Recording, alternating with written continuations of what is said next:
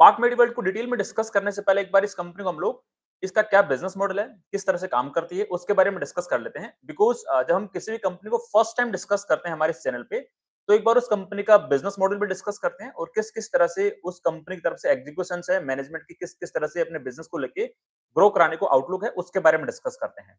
तो आप लोगों को पता होगा कि पार्क मेडिवर्ल्ड का आईपीओ रिसेंट में आया था। आई थिंक क्वार्टर 3 के अंदर ही आईपीओ आया था और उस आईपीओ में लगभग यू कैन से 950 करोड़ रुपए के आसपास में वो आईपीओ था।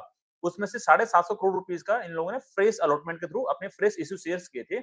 उसके पीछे रीजन ये था कि जो हमारी हॉस्पिटल चेन है, उसके अंदर हम लोग नए ग्रीनफील्ड हॉस्पिटल्स भी ऐड करना चाहते हैं एंड साथ में ही जो ब्राउनफील्ड हॉस्पिटल जो हम लोग एक्विजिशंस करते हैं, वो वाले एक्विजिशन हम लोग कंटिन्यू करना चाहते हैं। तो आपको नाम से पता लग गया होगा, पार्क मेडिवर्ल्ड मतलब ये एक हॉस्पिटल चेन है, मेजरली नॉर्थ इंडिया के अंदर नंबर ऑफ बेड कैपेसिटी के अकॉर्डिंगली सेकंड सबसे बड़ी largest chain you can say bed capacity perspective से पार्क मेडिवर्ल्ड है। मेजरली नॉर्थ इंडिया के अंदर हरियाणा, पंजाब, राजस्थान, दिल्ली वाले एरिया में काम करती है। करंटली ये लोग यू कैन से यूपी के अंदर भी एंटर करने का प्लान कर रहे हैं। तो ये हमने एक बेसिकली डिस्कशन किया कि पार्क मेडिवर्ल्ड जो कंपनी है वो एक हॉस्पिटल चेन चलाती है और specifically affordable health care services वाला यू कैन से सेगमेंट में काम करती है। एंड जो मेजॉरिटी इनका जो रेवेन्यू आता है वो गवर्नमेंट सर्विसेज से आता है। जो गवर्नमेंट एम्प्लॉइज होते हैं ना, एक सीजीएचएस स्कीम होती है या फिर कोई यू कैन से आर्मी स्कीम, मतलब अलग-अलग मल्टीपल जो गवर्नमेंट स्कीम्स होती है उसके तहत जो रेवेन्यू बनता है, उनके जो यू कैन से एम्प्लॉइज जब हॉस्पिटल में जाते हैं, तो उनसे इनका मेजॉरिटी ऑफ द रेवेन्यू आता है लगभग यू कैन से 80 से 85% के बीच में। एंड हाँ, ये कंपनी यू कैन से ये हॉस्पिटल चेन आपका अफोर्डेबल हेल्थ केयर सर्विसेज वाले सेगमेंट में काम करती है, तो इनका जो एवरेज रेवेन्यू पर ऑक्यूपाइड बेड होता है लगभग यू कैन से 27,000 रुपए के आसपास में होता है। तो एक मैंने बेसिक स्ट्रक्चर के बारे में डिस्कस किया कि पार्क मेडिवर्ल्ड किस वाले सेगमेंट में काम करती है, लाइक अफोर्डेबल हेल्थ केयर वाले सेगमेंट में काम करती है। एंड जो आईपीओ लाया गया था अराउंड 900 करोड़ रुपीस के आसपास का, उसका इंटेंट क्या था, जो फ्रेश इश्यू रेज किया गया था उसको लाइक यू कैन से मैनेजमेंट कहाँ डिप्लॉय करना चाह रही थी, उसके बारे में डिस्कस किया। तो जब क्वार्टर 3 के रिजल्ट आए थे, तो उसके बाद में मैनेजमेंट ने अपना गाइडेंस दिया था कॉन कॉल के अंदर कि हम लोग यू कैन से हमारी जो करंट बेड कैपेसिटी है, लाइक इनका जब आईपीओ आ रहा था उस टाइम पे बेड कैपेसिटी था लगभग 3250 बेड के आसपास कैपेसिटी था। मैनेजमेंट की गाइडेंस थी कि नेक्स्ट अराउंड सवा 2 साल के अंदर एफआई 28 तक हम लोग हमारा बेड कैपेसिटी बढ़ा के लगभग यू कैन से लगभग 5400 के आसपास में बेड कैपेसिटी इंक्रीज करना चाहते हैं। एंड साथ में इन लोगों ने अपना एबिटा मार्जिन का भी गाइडेंस दिया था कि हमारा एबिटा मार्जिन लगभग यू कैन से 26% के आसपास रहेगा और साथ में जो इनका पैट मार्जिन गाइडेंस थी लगभग 17% के आसपास के पैट मार्जिन का इनका गाइडेंस था। अब एक बार देखते हैं जो इनके क्वार्टर 4 के एक्चुअल जो रिजल्ट डिलीवर हुए हैं, उनको एक बार देखते हैं किस तरह से इनके रिजल्ट डिलीवर हुए हैं और जो मैनेजमेंट की गाइडेंस थी यू कैन से अपने बिजनेस ग्रोथ करने के पर्सपेक्टिव से, उस पे यहाँ पे कितना इन लोगों ने डिलीवर किया है। बिकॉज़ 3 तरह के सेगमेंट को हम लोग यहाँ पे डिस्कस करेंगे। फर्स्ट इज इनका यू कैन से रेवेन्यू ग्रोथ किस डायरेक्शन जा रहा है। सेकंड जो इनका बेड कैपेसिटी एक्सपेंशन की जो गाइडेंस थी, वो किस ट्रैजेक्टरी में जा रही है। एंड थर्ड इनका जो इनका गाइडेंस था एबिटा मार्जिन को लेके, पैट मार्जिन को लेके, वो किस ट्रैजेक्टरी में जा रहा है। तो जो कंपनी की तरफ से क्वार्टर 4 के रिजल्ट की जो इन्वेस्टर प्रेजेंटेशन यहाँ पे आई है, वो एक बार मैं आपको यहाँ पे प्रेजेंट कर देता हूँ, ताकि आप लोगों को और बेटर क्लैरिटी मिल सके और उस इन्वेस्टर प्रेजेंटेशन गो थ्रू करके मैं जो क्वार्टर 4 के जो रिजल्ट आए हैं इस कंपनी को डिटेल में हम लोग डिस्कस कर सकें। थिंक ये मेरी स्क्रीन आपको दिखाई दे रही होगी। तो फर्स्टली बात कर लेते हैं रेवेन्यू ग्रोथ के पर्सपेक्टिव से। तो वाई इन वाई इस कंपनी का रेवेन्यू ग्रो किया है यू कैन से 30% के आसपास में। लाइक लास्ट ईयर इनका रेवेन्यू था 354 करोड़ रुपीस के आसपास में क्वार्टर 4 के अंदर। इस साल क्वार्टर 4 में रेवेन्यू आया लगभग यू कैन से 460 करोड़ रुपए के आसपास में। बात करें इबिटा के पर्सपेक्टिव से, तो इबिटा के अंदर ग्रोथ दिखाई दी यहाँ पे 44% के आसपास में। साफ-साफ जो इनका इबिटा मार्जिन है यहाँ पे इंप्रूवमेंट फेज के अंदर ज्यादा हुआ दिखाई दिया है। लास्ट क्वार्टर 4 में इनका इबिटा मार्जिन था 25% के आसपास में एंड इस साल जो इनका इबिटा मार्जिन डिलीवर लगभग 27.70% के आसपास में।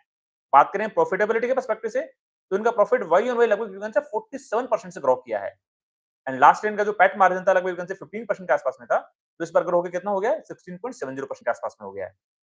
मतलब जो मैनेजमेंट की गाइडेंस थी रेवेन्यू ग्रोथ के पर्सपेक्टिव से और साथ में इबिटा और पैट मार्जिन के पर्सपेक्टिव से, उसको यहाँ पे साफ-साफ अचीव करते हुए नजर आ रहे हैं। और यदि बात करें वाई ऑन वाई पर्सपेक्टिव से कि एफआई 25 से एफआई 26 के अंदर किस तरह से ग्रोथ डिलीवर करी है, उसको भी एक बार यहाँ पे देख लेते हैं। तो रेवेन्यू ग्रो किया 21% से, इबिटा ग्रो किया 20% से, पैट ग्रो किया 27% के आसपास में।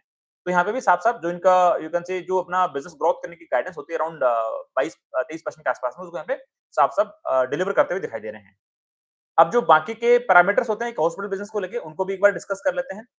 बात कर लेते हैं बेड कैपेसिटी के पर्सपेक्टिव से। तो जब आईपीओ आया था उस टाइम पे इस कंपनी की बेड कैपेसिटी थी लगभग 3250 बेड के आसपास में, जो इन लोगों ने मेंशन भी किया है क्वार्टर 3 एफआई 26 के अंदर।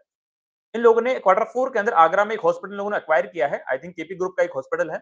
उसका जो बेड कैपेसिटी है लगभग 350 बेड्स का है। उसको सॉरी 360 बेड्स का है। उसको एक्वायर कर लिया है और अपना यू कैन से उस हॉस्पिटल के जो ऑपरेशंस है अपनी यू कैन से हॉस्पिटल चेन के अंदर ऐड करके जो भी इनका सॉफ्टवेयर इंस्टॉलेशन होता है उसके साथ में ऐड करके जो ऑपरेशन करना स्टार्ट करना था, वो 15 फरवरी से स्टार्ट भी कर दिए थे। तो उनका जो करंट बेड कैपेसिटी कितना हो गया? 3610 बेड्स का हो गया है। एंड साथ में जो आईपीओ आया था उससे पहले ही 2-3 महीने पहले लोगों ने एक और हॉस्पिटल एक्वायर किया था 250 बेड्स का। इन दोनों को ऐड कर दें, तो Y on Y like FY 25 के बाद में एफआई 26 के अंदर इनका जो बेड कैपेसिटी एक्सपेंशन हुआ लगभग 610 बेड के आसपास में हुआ है। वो कह सकते हो 20% के आसपास में। बात करते हैं इनका बाकी के पैरामीटर्स पे लाइक इनका बेड कैपेसिटी का हमने बात कर लिया है और इनका ओपीडी, आईपीडी का भी इन लोगों ने रेशियो दे रखा है। तो उसके अंदर भी यू कैन से अराउंड 14% के आसपास में पेशेंट वॉल्यूम के अंदर यहाँ पे ग्रोथ दिखाई पड़ रही है। और जो बाकी के पैरामीटर्स हैं उनका भी एक बार डिस्कस कर लेते हैं और हाँ, सबसे अच्छी बात थी इस कंपनी का कि हम लोग जो आईपीओ से पैसा रेज़ करेंगे, उससे हम लोग हमारा डेट भी रिड्यूस करेंगे एंड साथ में नए हॉस्पिटल को एक्वायर भी करेंगे। तो यहाँ पे आप देख पा रहे होंगे इनका जो डेट टू इक्विटी रेशियो यहाँ पे घट के 0.17 के आसपास आ गया। मतलब इन लोगों ने यहाँ पे अच्छा खासा अपना डेट का रिडक्शन किया है। ये देखो इनका नेट डेट नेगेटिव यहाँ पे दिखाई दे रहा है। तो अच्छी बात है और इनका जो रिटर्न रेशियोज भी हैं, वो पहले लगभग 1 से 21 परसेंट के आसपास में था आरओसी। आरओसी इनका 20% के आसपास में था, वो थोड़ा कम हो गया बिकॉज़ जब नया कैपिटल इन लोगों ने रेज़ किया है फ्रेश इश्यू के द्वारा, तो उसके कारण ऐसा होता हुआ नॉर्मली दिखाई देता है अपना आईपीओ आने के बाद में या फिर क्यूआईपी रेज़ करने के बाद में। बाकी के कुछ और पैरामीटर्स भी हैं, उनको भी एक बार यू कैन से डिस्कस कर लेते हैं। तो जैसे हमने डिस्कस किया नॉर्थ इंडिया का सेकंड लार्जेस्ट बेड कैपेसिटी के पर्सपेक्टिव से हॉस्पिटल चेन है, तो इनके 16 हॉस्पिटल्स हैं और इन लोगों ने अभी एक नया और अपना हॉस्पिटल लाइव कर दिया पंचकुला के अंदर लगभग 350 बेड कैपेसिटी का। वो अप्रैल में लाइव किया है, तो यू कैन से एफआई 26 तक के पैरामीटर के अंदर वो कंसीडर नहीं होगा। और बाकी के पैरामीटर की बात करें इनका लाइक ठीक है, उन लोगों ने बेड कैपेसिटी का अपना ऑलरेडी बता दिया, उन्होंने डिस्कस भी कर लिया है। गोइंग फॉरवर्ड इनका क्या पर्सपेक्टिव है, वो भी एक बार डिस्कस कर लेते हैं। ठीक है, ये तो मैंने ऑलरेडी डिस्कस कर लिया है, लाइक इनका हॉस्पिटल वाइज़ क्युमुलेटिव कंसोलिडेशन जो आ रहा है, एक बार वो दिखा रहा है।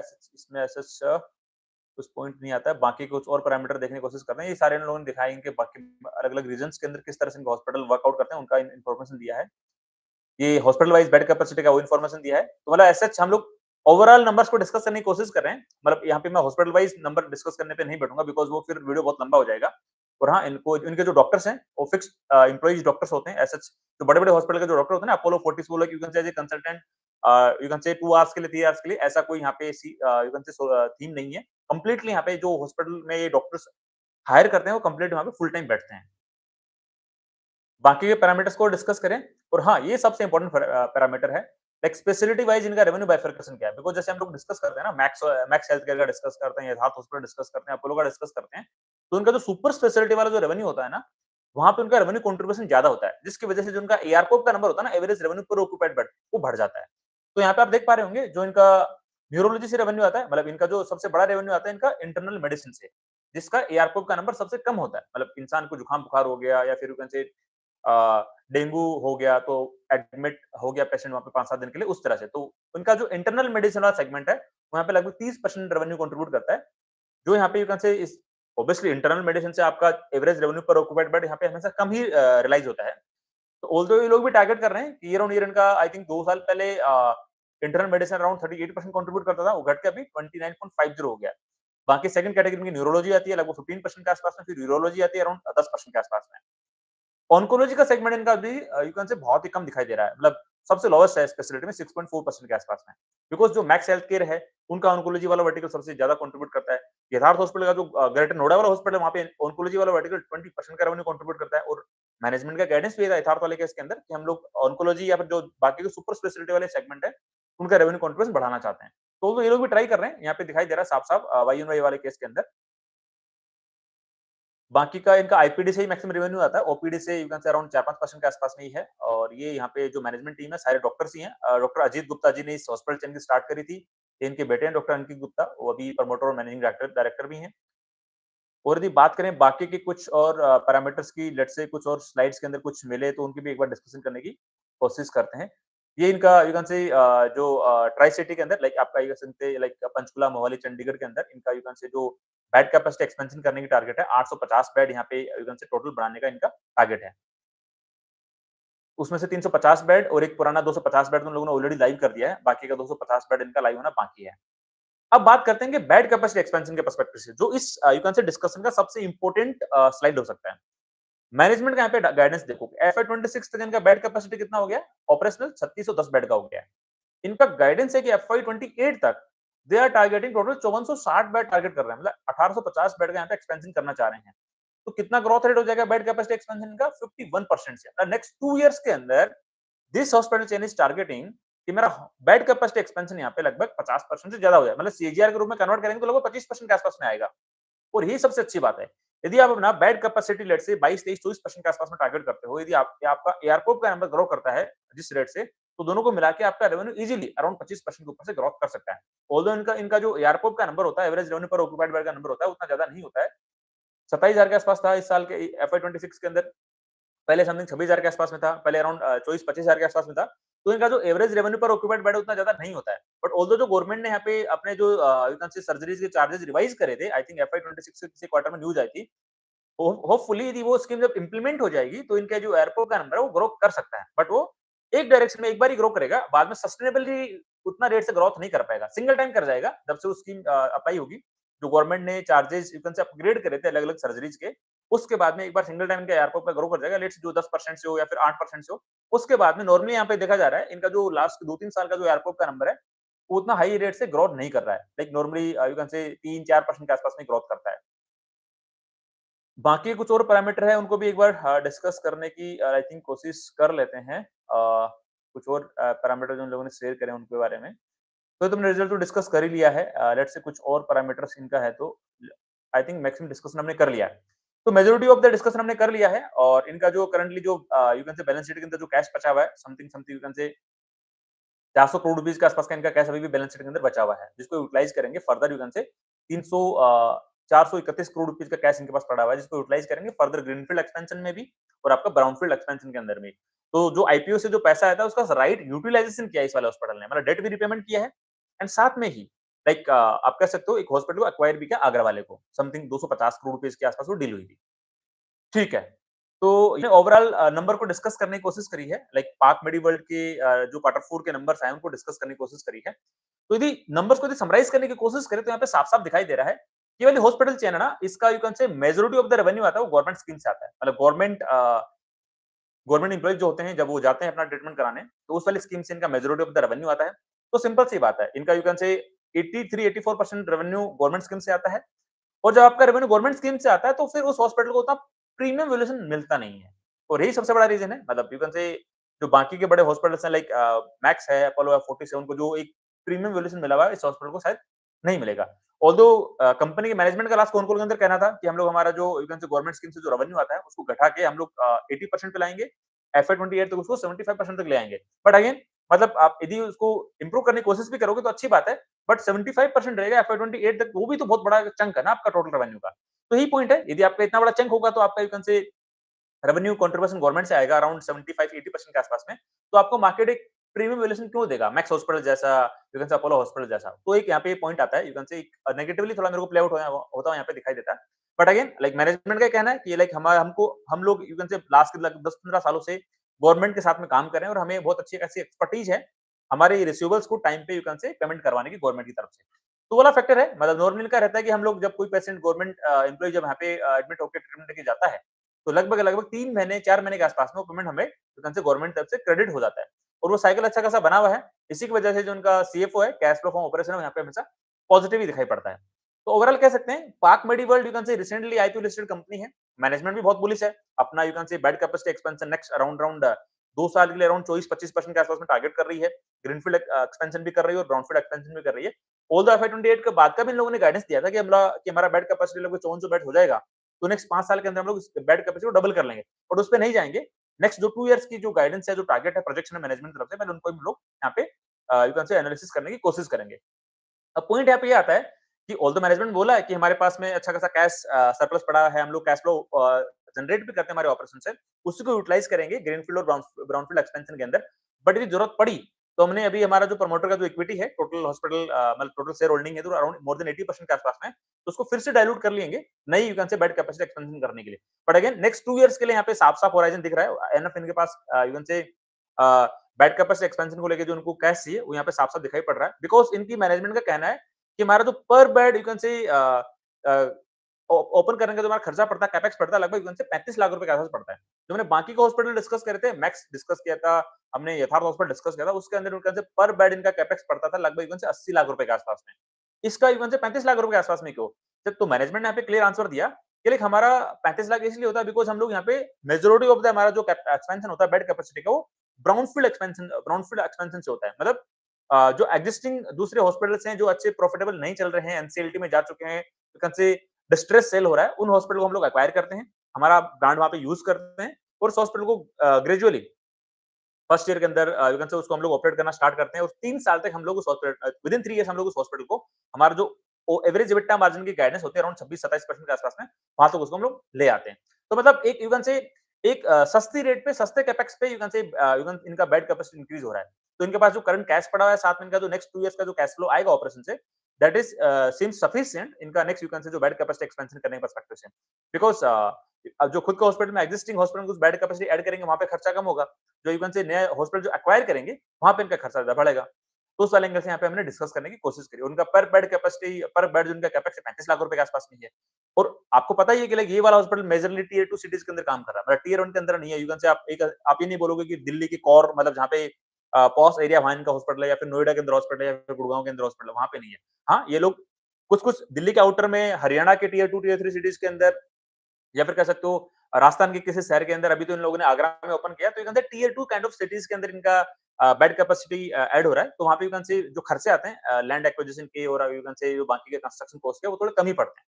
तो ये एक रीजन लग रहा है जो बड़े यू कैन से प्रीमियम जो हॉस्पिटल्स हैं लाइक अपोलो मैक्स और यथार्थ हॉस्पिटल उनका जो बेड कैपेसिटी एक बेड ऐड करने का जो खर्चा होता है उससे यहाँ पे कम दिखाई पड़ता है। राइट, तो वो एंगल यहाँ पे देखने को मिल रहा है। तो हमने एक ओवरऑल पॉइंट डिस्कस करने की कोशिश करी है पार्क मेडिवर्ल्ड के बारे में। लेट मी सी यदि कोई पॉइंट मैंने यहाँ पे मिस तो नहीं कर दिया बिकॉज़ मैंने प्रॉपर इसके नोट्स बनाए थे रिजल्ट के बाद में लाइक कोई बार मैं आपको डिस्कस करने की कोशिश कर लूँ। मेजॉरिटी ऑफ द पॉइंट्स मैंने आई थिंक डिस्कस कर लिए हैं और आई थिंक एज़ सच कोई पॉइंट शायद बचा नहीं है, राइट? हाँ, मेजॉरिटी इनका ही यार लाइक इनका गवर्नमेंट से revenue around around more than 80% के आस-पास में आता है। वो मेरे को एक थोड़ा नेगेटिव लगता है। बाकी सब चीज़ें मेरे को इस हॉस्पिटल के लिए अच्छी लगती है। एंड जब यदि लेट्स से यदि आपका लाइक अराउंड अराउंड 22-25% से रेवेन्यू ग्रोथ कर रहे हो, आपकी बेड कैपेसिटी एक्सपेंशन 24% के आस-पास में सीआर रेट से है नेक्स्ट 2 इयर्स के लिए और यदि आपका गवर्नमेंट से रिसीवेबल्स ना बने, यदि आपका गवर्नमेंट का रेवेन्यू कंट्रीब्यूशन ना हो, तो फिर ऐसे हॉस्पिटल को वैसे बहुत अच्छा प्रीमियम वैल्यूएशन मिल सकता है। नहीं मिला भाई इस हॉस्पिटल को, यही रीज़न है मतलब बिकॉज़ गवर्नमेंट का रेवेन्यू कंट्रीब्यूशन बहुत ज़्यादा है। यही मेरे को यहाँ पे लॉजिक लगता है। बेड कैपेसिटी हमने डिस्कस कर ही लिया है अराउंड अब बात कर लेते हैं एक बार यहाँ पे किस तरह की डील किस तरह से यहाँ पे बनती हुई नज़र आती है। तो करंटली इस हॉस्पिटल का जो रिजल्ट आने के बाद में जो ईबीटा दिखाई दे रहा है लगभग उनसे 22-23 के आस-पास दिखाई दे रहा है। आज से कुछ टाइम पहले इसका ईबीटा इवन से 21-22 के आस-पास था और वो बढ़ के इवन से 26 के आस-पास चला गया था। बट अभी जो रिजल्ट आया है तो कंपनी का इवन से जो बुक वैल्यू इंक्रीज़ हो गया है, इवन से एंटरप्राइज़ वैल्यू इंक्रीज़ हो गया है जिसकी वजह से इनका जो ईबीटा है वो यहाँ पे इवन से थोड़ा बेटर दिखाई दे रहा है। सो पॉइंट ये आता है कि यदि अपॉर्चुनिटी पर्सपेक्टिव से डिस्कस करने की कोशिश करें, तो आप देखो कि यार नेक्स्ट इस साल के अंदर they are targeting like around 20-25% base bed capacity expansion target कर रहे हैं। मानता हूँ इनका जो एआरपोप का नंबर होगा, जो गवर्नमेंट ने यहाँ पे नए रेट्स अप्लाई किए थे गवर्नमेंट एम्प्लॉइज की सर्जरी की या ट्रीटमेंट के लिए, यदि वो आते हैं तो 8 से 10% का वहाँ पे एआरपोप का नंबर जंप हो सकता है। बट वो 1 साल के लिए जंप होगा, मे बी एफवाई 28 के लिए ना हो। ये एक रीज़न यहाँ पे आ सकता है। तो ओवरऑल यहाँ पे एक्सपेक्टेड है कि एफवाई 27 के अंदर ये हॉस्पिटल यहाँ पे लगभग से अराउंड अराउंड 23 से 25% की बेस में रेवेन्यू अपना अराउंड 25% ही कंसीडर कर सकते हो ओवरऑल कि 25% के आस-पास में अपना रेवेन्यू ग्रोथ यहाँ पे डिलीवर कर सकता है। यहाँ पे एक फैक्टर आपको देखना पड़ेगा, मतलब 2 फैक्टर यहाँ पे देखने पड़ेंगे। यदि नया एफवाई 27 के अंदर मतलब जो इनका रेवेन्यू आएगा उसके अंदर इनका जो डेप्रिसिएशन का अमाउंट है वो बढ़ जाएगा। करंटली जो इनका डेप्रिसिएशन का अमाउंट होगा उसके अंदर कुछ ना कुछ इनका बिकॉज़ इनको इन लोगों ने पंचकुला के अंदर 350 बेड कैपेसिटी का हॉस्पिटल लाइव किया तो वहाँ से इनको डेप्रिसिएशन स्टार्ट करना पड़ेगा। साथ में जो एग्रा वाला हॉस्पिटल इन लोगों ने एक्वायर किया 250 करोड़ रुपीस के अंदर 360 बेड कैपेसिटी का, उसका डेप्रिसिएशन भी स्टार्ट करना पड़ेगा। तो जब वो डेप्रिसिएशन स्टार्ट करेंगे तो उनके डेप्रिसिएशन की कॉस्ट बढ़ जाएगी। एक तो ये फैक्टर आएगा। बट पॉजिटिव चीज़ क्या है, जो इन लोगों ने आईपीओ से पैसा रेज़ किया था around 750 crore rupees fresh issue raise किया था, उसको यूटिलाइज़ किया है लगभग 400 करोड़ रुपए को डेट रिडक्शन के अंदर। तो इनका जो ओवरऑल डेट है वो यहाँ पे कम हो गया। मतलब इनकी जो इंटरेस्ट कॉस्ट है, वो यहाँ पे कम हो जाएगी। इसका मतलब क्या है? जो इनका डेप्रिसिएशन का अमाउंट बढ़ेगा, उसको यहाँ पे जो इंटरेस्ट कॉस्ट कम हो जाएगी और वहाँ से रिकंसिल करने की पॉसिबिलिटी यहाँ पे दिखाई देती है। मतलब जिस रेट से इनका टॉप लाइन ग्रोथ हो सकता है, उस रेट से इनका यू कैन से बॉटम लाइन भी यहाँ पे ग्रोथ होता हुआ दिखाई पड़ सकता है। तो मोटा-मोटी आप ये कह सकते हो कि एफवाई 27 के अंदर ये वाला हॉस्पिटल अपना यू कैन से अराउंड 25% के आस-पास में रेवेन्यू ग्रोथ कर सकता है। 25 यू कैन से थोड़ा ऑपरेटिंग लेवरेज मिला यू कैन से तो 25 26 27 28% के आस-पास में इसका यू कैन से प्रॉफिट ग्रोथ हो सकता है। नॉर्मली हम हॉस्पिटल कंपनीज़ को ईबिट टू एबिटा पे ट्रैक करते हैं, बट यदि पी रेशियो के पर्सपेक्टिव से यदि डिस्कस करना चाहें, तो करंटली इस हॉस्पिटल चेन का जो करंटली पी रेशियो अराउंड 41 के आस-पास में है। यदि 25% की मैं बिज़नेस ग्रोथ एक्सपेक्ट करूँ इस वाली कंपनी से, हॉस्पिटल कंपनी से, तो इसका जो फॉरवर्ड पी रेशियो बन जाएगा इक्वल से लगभग अराउंड अराउंड 33 के आस-पास बन जाएगा। तो यदि फॉरवर्ड पी रेशियो यदि मैं कैलकुलेट करने की कोशिश करूँ, तो इसका जो फॉरवर्ड पी रेशियो है 33 का, उसके अंदर बिज़नेस ग्रोथ का डिवाइड करना पड़ेगा, दैट इज़ 25। तो 33 के अंदर 25 का डिवाइड करते हैं, तो नॉर्मली जो फॉरवर्ड पैग रेशियो बनेगा समथिंग समथिंग यू कैन से 1.2 1.3 के आसपास मोटा-मोटी। तो ठीक है, मतलब एक हॉस्पिटल कंपनी जो अभी as as as on time मतलब यू कैन से एक फॉरवर्ड पैग रेशियो 1.2 1.3 के आसपास में ट्रेड करती हुई दिखाई पड़ती है एफवाई 27 की एक्सपेक्टेड बिजनेस ग्रोथ के अकॉर्डिंग। तो यू कैन से ठीक है, एक कंज्यूमर सेगमेंट से बिलोंग करने वाली company, because hospital business is consumer segment वाले होते हैं, एक-एक इंसान का यू कैन से ट्रीटमेंट होता है। एक ही नेगेटिव लगता है मेरे को, गवर्नमेंट का जो गवर्नमेंट एम्प्लॉइज की तरफ से जो ट्रीटमेंट होता है, उनका जो रेवेन्यू होता है, वो पूरे रेवेन्यू का अराउंड 82% के आसपास में कंट्रीब्यूट करता है। तो वो एक बार देखना पड़ेगा, ऑल्दो मैनेजमेंट ने गाइडेंस दिया, बट वो गाइडेंस कितने का दिया है कि हम लोग एफआई 27 में उसको 80% पे ले आएंगे, एफआई 28 में 75% तक पहुंचा देंगे, बट कोई बड़ा फ्रूटफुल यहाँ पे चेंजेस नहीं है। तो वो एक मेरे को काइंड ऑफ नेगेटिव लगता है, बट ऑल्दो इन लोगों ने उस चीज को भी क्रैक कर रखा है। क्रैक किस तरह से कर रखा है कि यार ये लोग क्या करते हैं, विद इन 3 मंथ्स इनका रिसीवेबल्स क्लियर हो जाता है गवर्नमेंट से। तो इनके जो गवर्नमेंट के पास पैसा फंसा होता है, केवल 3 महीने का पैसा फंसा होता है। हाँ, दिक्कत कब आएगी, जब इलेक्शंस होंगे सेंट्रल गवर्नमेंट के, और जब इलेक्शंस होंगे उस टाइम पे, तो हो सकता है इनका पैसा वो थोड़ा टाइम के लिए और फंस सकता है, बिकॉज़ उस टाइम पे फंड्स फ्रीज़ हो जाते हैं, रिलीज़ होते नहीं टाइमली। तो एक यू कैन से एक पॉइंट ऑफ ऑब्जेक्ट आ सकता है, जब इलेक्शंस होंगे, तो वो चलो ठीक है, वो तो 2029 के अंदर होगी, तब की तब देखी जाएगी, बट हम लोग नेक्स्ट 1-2 साल के पर्सपेक्टिव से इस बिज़नेस को यहाँ पे डिस्कस करने की कोशिश कर रहे हैं।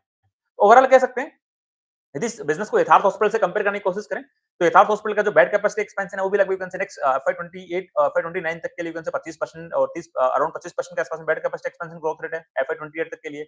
सेम यहाँ पे यू कैन से इस आपका पार्क मेडिवर्ल्ड का दिखाई दे रहा है। अब पॉइंट है कि यथार्थ हॉस्पिटल का जो रेवेन्यू ग्रोथ की गाइडेंस है, बिकॉज़ उन लोगों ने अभी 2 नए हॉस्पिटल लाइव करे हैं, एक फरीदाबाद के अंदर, एक दिल्ली के अंदर, एफवाई 26 के अंदर लाइव किए हैं। वो यहाँ पे उनका टोटल बेड कैपेसिटी ऐड हुआ है, यू कैन से 800 साढ़े 800 बेड के आसपास ऐड हुआ है। आगरा में हॉस्पिटल इन लोगों ने एक्वायर किया, 250 बेड कैपेसिटी यहाँ पे ऐड हुआ है। तो मतलब 1500 बेड हुआ करते थे एफआई 25 के बाद में यथार्थ हॉस्पिटल के, वो बढ़ा के लगभग 1000 बेड एफआई 26 के अंदर ऐड कर दिए हैं। उनका रेवेन्यू एफआई 27 में आना स्टार्ट होगा, और यथार्थ हॉस्पिटल का अच्छा खासा रेवेन्यू ग्रोथ होना, डिलीवर होना स्टार्ट होगा। तो मोटा-मोटी यथार्थ hospital can grow it's revenue by around 30% के आसपास में। बट हाँ, यथार्थ हॉस्पिटल को अपना डेप्रिसिएशन का अमाउंट ज्यादा दिखाना पड़ेगा। उसकी वजह से यू कैन से उनको मे बी उनका जो प्रॉफिट की ग्रोथ रेट है, वो यहाँ से रेवेन्यू की जो ग्रोथ रेट होगी, उसके आसपास शायद डिलीवर ना हो। बट पार्क मेडिवर्ल्ड वाले केस के अंदर इन लोगों ने ऑलरेडी अपना इंटरेस्ट का कंपोनेंट कम कर दिया है। तो जो डेप्रिसिएशन का अमाउंट बढ़ेगा, वो इंटरेस्ट कॉस्ट वाला कंपोनेंट उसको कवर कर लेगा। तो इनके अंदर ऐसी कोई दिक्कत नहीं आएगी, जो यथार्थ हॉस्पिटल केस के अंदर शायद आएगी एफआई 27 के you can say panel numbers के अंदर। ओवरऑल यू कैन से यदि कंपेयर करें, तो ठीक है, यथार्थ हॉस्पिटल के साथ एक बेटर एज है कि भाई उनका जो गवर्नमेंट से रेवेन्यू आता है, वो टोटल रेवेन्यू का अराउंड यू कैन से 30 से 32% के आसपास ही होता है, जबकि इनका गवर्नमेंट से रेवेन्यू अराउंड 80 टू 83% के आसपास में आता है। तो this is the major difference, और वैल्यूएशन के पर्सपेक्टिव से भी दोनों कंपनी यहाँ पे similar you can say EBITDA के पर्सपेक्टिव से ट्रेड कर रही है। ऑल्दो यथार्थ हॉस्पिटल हॉस्पिटल थोड़ा एक्सपेंसिव हो गया, यू कैन से पहले 20-22 के बिट्टा पे था, अभी बढ़ के यू कैन से थोड़ा और 24-25-26 बिट्टा के आसपास चला गया है। तो थोड़ा यू कैन से एक बेटर वैल्यूएशन है यथार्थ हॉस्पिटल का, बिकॉज़ वहाँ पे बनता भी है, बिकॉज़ गवर्नमेंट रेवेन्यू सेगमेंट वहाँ पे कम है। तो एक ओवरऑल यू कैन से मैंने इन दोनों हॉस्पिटल कंपनीज को यहाँ पे कंपेयर करने की कोशिश करी है, बिकॉज़ दोनों hospital small cap companies kind of लगती हैं, और bed capacity expansion growth rate भी यहाँ पे नेक्स्ट 2-3 साल यू कैन से 2 इयर्स के लिए अराउंड अराउंड यू कैन से यहाँ पे दिखाई दे रहा है अराउंड अराउंड 24-25% के आसपास में दोनों ही कंपनीज का। तो एक कंपेरेबल काइंड ऑफ डिस्कशन बन जाता है। हाँ, पार्क मेडिवर्ल्ड का एक लैक पॉइंट है गवर्नमेंट बिजनेस वाला, जबकि यथार्थ हॉस्पिटल वाले केस के अंदर वो वाला लैक पॉइंट नहीं है। तो ये वाला ओवरऑल एक वैसे एक मैंने कंपैरिजन आपको देने की कोशिश करी है पार्क मेडिवर्ल्ड को यथार्थ हॉस्पिटल के साथ में।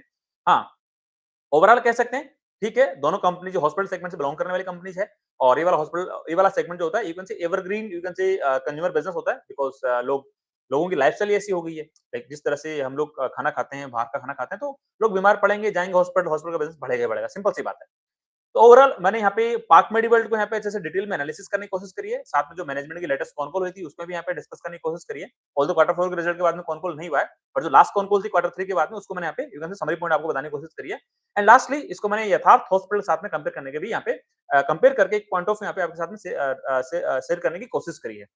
तो एट लास्टली लाइक ये जस्ट मैंने मेरा एक पर्सपेक्टिव दिया है पार्क मेडिवर्ल्ड के बारे में और यथार्थ हॉस्पिटल के बारे में। ये ऐसा मेरी तरफ से कोई स्टॉक रिकमेंडेशन बिल्कुल भी नहीं है।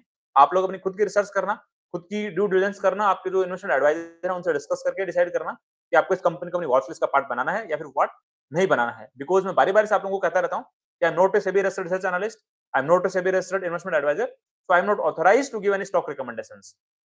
बस मेरा केवल इतना ही इंटेंट होता है कि मैं आप लोगों को इतना सिखा दूँ, इतना समझा दूँ, इतना आपको सिखा दूँ कि आप लोग भी अच्छे से सीख के as a individual growth investor बन के अपने पोर्टफोलियो का डिसीज़न इंडिपेंडेंटली खुद से ले सको।